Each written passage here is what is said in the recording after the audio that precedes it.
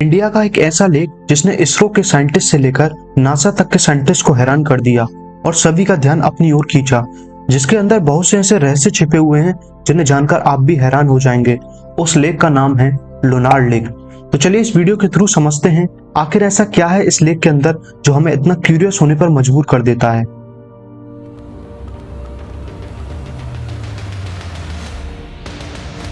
Basically Lonar lake Maharashtra के Buldhana district में located है। इसे लेक ऑफ लगून भी कहा जाता है।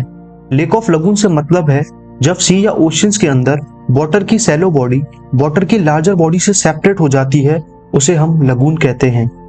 इसे एक की पॉइंट के थ्रू समझते हैं। जो सैलो बॉडी सेपरेट हुई है लार्जर वाटर बॉडी से, वो सी या ओशियंस के नजदीक ही होनी चाहिए। इट मींस लगून के अंदर वाटर सी या ओशियंस के थ्रू ही आना चाहिए। जनरली माना जाता है आज से लगभग 52,000 साल पहले इसका निर्माण हुआ था। कुछ थ्योरीज ये भी कहती हैं ये लेक 5,70,000 साल पुरानी है। इसका मतलब ये हुआ कि ये रामायण और महाभारत काल से ही मौजूद हैं। लेकिन ये सब थ्योरीज हैं। पहले इस लेक को माउथ ऑफ वोल्केनो कहा जाता था, लेकिन बाद में टेस्टिंग के बाद पता चलता है कि एक्चुअली में एक उल्का पिंड जिसका वेट लगभग 2 मिलियन टन था 90,000 किलोमीटर पर आवर की स्पीड से पृथ्वी से टकराता है और 2 किलोमीटर लंबा और 150 मीटर गहरा गड्ढा कर देता है। तब निर्माण होता है लोनार लेक का।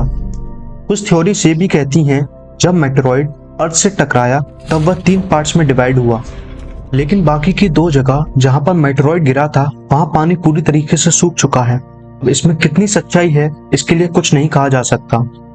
लोनार लेक की खोज सबसे पहले ब्रिटिश ऑफिसर जेई अलेक्जेंडर ने साल 1823 में की थी।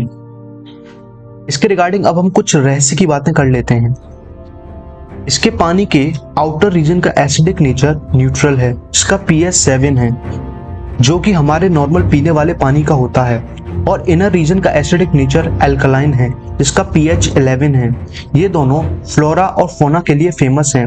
अब यहाँ पर चौंकने वाली बात यह है कि ये दोनों आपस में कभी मिक्स नहीं होते। इस लेक के अंदर कंपास काम नहीं करता। अब ये एक सोचने वाली बात है कि ऐसा क्यों होता है। कुछ साइंटिस्ट का मानना है कि जो मेटेरॉइड अर्थ से टकराया था वो आज भी इस लेक के अंदर दबा हुआ है और उसके मैग्नेटिक फील्ड के कारण कंपास फॉल्टी हो जाता है। लेकिन कुछ साइंटिस्ट मानते हैं कि आज तक वो पता नहीं लगा पाए कि जो मेटेरॉइड अर्थ से टकराया था आखिर वो गया कहाँ। कुछ रिपोर्ट्स के अनुसार साल 2006 में इस झील के आसपास काफी कुछ अजीब सा देखने को मिलता है। कुछ लोगों का कहना है झील का पानी अचानक से भाप बनकर उड़ने लगता है। क्लेम ये भी किया जाता है कि झील में पानी के भाप बनने के दौरान गांव के कुछ लोगों ने कई प्रकार के मिनरल्स और बड़े बड़े चमकते हुए क्रिस्टल्स देखे थे। कुछ साल पहले नासा के साइंटिस्टों ने माना कि इस लेक का फॉर्मेशन हुआ था बेसाल्टिक चट्टानों से। साथ में इस चीज का भी जिक्र किया गया कि इस टाइप की झील मंगल ग्रह पर पाई जाती है क्योंकि इसके वाटर का केमिकल नेचर मार्स के वाटर के केमिकल नेचर से मैच करता है। इसके आसपास रहने वाले लोगों का कहना है कि साल 2006 में ये झील पूरी तरह सूख चुकी थी, जिसके बाद वहां मिनरल्स के छोटे छोटे पार्ट्स चमकते हुए देखे गए, लेकिन बाद में वहां बारिश हुई और झील फिर से पानी से भर गई। इस लेक के अराउंड 14 टेम्पल्स हैं। उनमें से एक टेम्पल के अंदर वाटर स्ट्रीम आती है, लेकिन एक्चुअल में वो स्ट्रीम कहां से आ रही है उसका ओरिजिन आज तक किसी को नहीं पता। एक और चौंकने वाली बात यह है कि इस लेक में ऐसे माइक्रो ऑर्गेनिज्म और रेयर प्लांट्स पाए जाते हैं जो पूरी दुनिया में कहीं और नहीं पाए जाते। इस झील के पास एक और कुआं मौजूद है जिसका आधा पानी खारा है और आधा पानी मीठा। अब यह भी एक जिज्ञासा जगाने वाला प्रश्न है कि एक ही सोर्स से निकलने वाला आधा पानी मीठा और आधा खारा कैसे हो सकता है। आधा खारा और आधा मीठा पानी होने के कारण लोग इसे सास बहू का कुआं कहकर भी पुकारते हैं।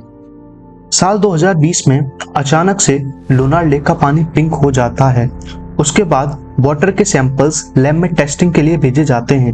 अब साइंटिस्ट को पता चलता है कि पानी का रंग सॉल्ट लविंग हेलोरकिया माइक्रोब की ज्यादा क्वांटिटी की प्रेजेंस के कारण हुआ है। डॉक्टर धाके फालकर जिन्होंने वाटर सैंपल्स को स्टडी किया था, उन्होंने बताया कि कम बारिश, लेस ह्यूमन इंटरफेरेंस और तापमान के बढ़ने के कारण वाटर का एवेपोरेशन हुआ, जिसकी वजह से पानी का pH और खारापन बढ़ गया। और इसका रिजल्ट ये हुआ कि जो माइक्रोब खारेपन को अधिक पसंद करते थे, जैसे हेलोरकिया, उनकी ग्रोथ ज्यादा हुई जिससे लेक पिंक हो गई। इस लेक में सबसे प्रोमिनेंटली मॉनिटर लिजार्ड्स पाई जाती हैं। ये लेक नासा के साइंटिस्ट और जियोलॉजिकल सर्वे ऑफ इंडिया के लिए काफी ऐसे क्वेश्चन छोड़ती है, जैसे कि यह लेक एक साथ ही एल्कलाइन और सैलाइन कैसे हो सकती है। इसके अंदर पाए जाने वाले ऐसे रेयरेस्ट प्लांट्स और माइक्रो ऑर्गेनिज्म जो दुनिया के किसी और हिस्से में नहीं मिलते।